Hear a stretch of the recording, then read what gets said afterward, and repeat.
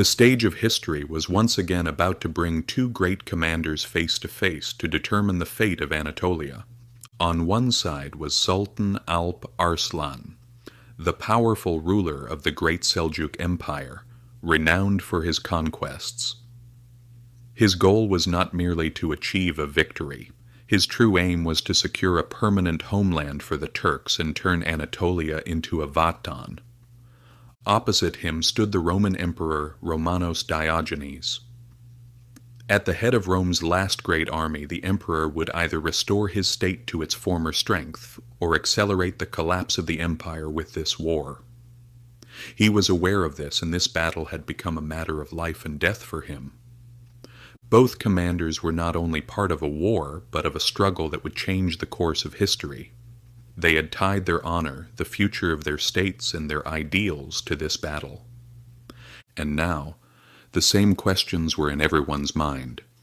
Who would be the victor of this war? Who would be erased from the pages of history? And most importantly, who would own Anatolia? Anatolia has been a land for which countless civilizations shed blood throughout history. The Greeks established cities on these lands, the Romans expanded their empire through roads, and the Persians ruled this region. Many wars were fought, and armies clashed over these fertile and strategic lands. However, no power was able to remain permanent here, until the Turks coming from the steppes of Central Asia arrived not only to fight, but to settle and make this land their homeland.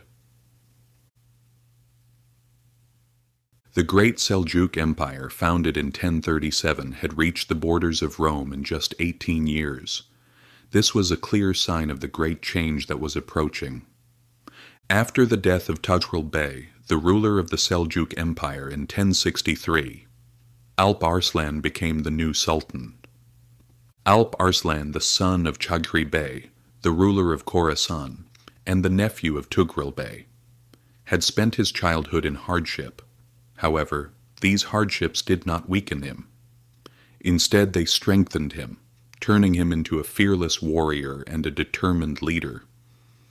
As soon as he ascended the throne, he first established order within the state and then turned his direction to the west. While sending part of his army into eastern Roman lands, he personally launched a campaign against Georgia. He captured the Ani fortress, which was considered sacred and of great importance to the Christian world.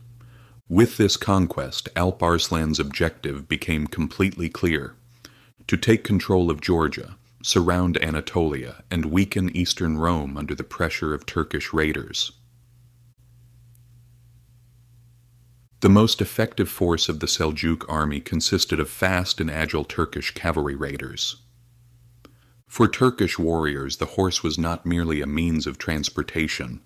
The horse was an inseparable part of them. Every Turkish warrior was almost born on horseback, grew up with it, and fought with it. They were also highly skilled in archery. Even while moving at high speed on horseback, they could hit their targets without missing. With their sudden and rapid maneuvers on the battlefield, they would surprise the enemy and place them under psychological pressure. These abilities were certainly not innate. Intensive military training that began at a young age brought them to this level. After the Turks accepted Islam, the meaning of war changed even more for them. Death was no longer just an end, but also a sacred rank achieved in a struggle for Allah.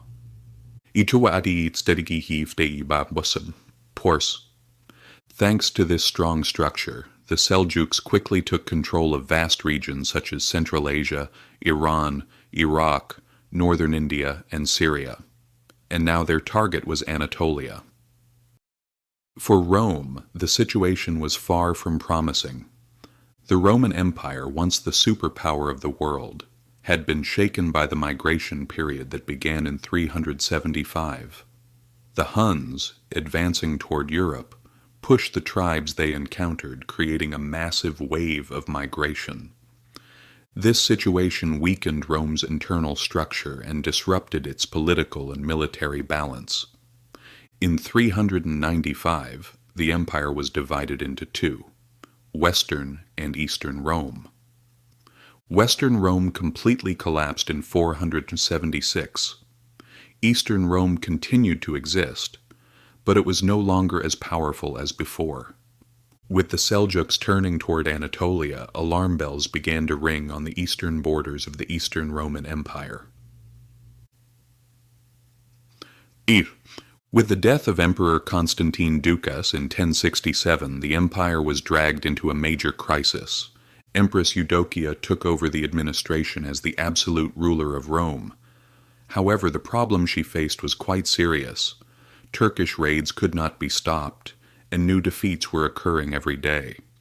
To change this situation, a strong leader and commander was needed. And at this point, Roman Diogenes appeared on the stage. Diogenes, a noble from Cappadocia, was a famous commander known for his courage and military success. However, his past was quite controversial. He had attempted a coup to seize power and was imprisoned for this reason. Despite this, Eudokia married him, despite all objections, and made him the new ruler of Rome. In 1068, Roman Diogenes became emperor. Now his duty was clear: to stop the Turks and restore the empire to its former strength. Kis. Diogenes launched his first campaign in 1069. He achieved some success during this campaign but could not reach a decisive victory. Meanwhile, Alp Arslan had achieved great success in the east. However, Byzantium's renewed movement reshaped all plans. Alp Arslan was forced to abandon his Egyptian campaign and turn toward Anatolia. However, there was an important issue. The Seljuks did not know the true size of the Byzantine army. For this reason, a large part of the Seljuk army remained in Syria. This situation posed a serious problem for the Seljuks before the battle. On August 26, 1071, the two armies faced each other on the plain of Manzikert. Seljuk archers launched the first attack. The rain of arrows began to pressure the wings of the Byzantine army. The battle quickly intensified, and at that moment, Alp Arslan made his most critical move. The Seljuk army began to retreat. However, this was not a real escape. It was a trap. Wolf trap. The Byzantine army, thinking that the Seljuks were retreating, launched an attack. Discipline broke down. Soldiers began chasing loot. And at that very moment, the Seljuk army suddenly turned back. They attacked from the flanks, and the Byzantine army was surrounded. The Seljuk tactic had worked perfectly. The exhausted and disorganized Byzantine army could not resist. Units began to fall apart one by one. Soldiers of Turkish origin changed sides.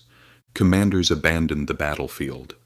And in the end, the Roman army completely collapsed. Emperor Roman Diogenes was captured.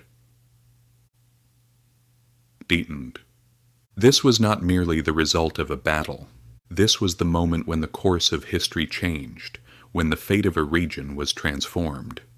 After the battle, Sultan Alp Arslan did not execute the captured emperor. He released him and sent him back to his country. However, the end awaiting him in Rome was far harsher. The emperor was blinded and soon after lost his life. With the victory of Manzikert, the gates of Anatolia were opened to the Turks. These lands were no longer just a target, but had become a homeland, and the gate that was opened that day never closed again throughout history.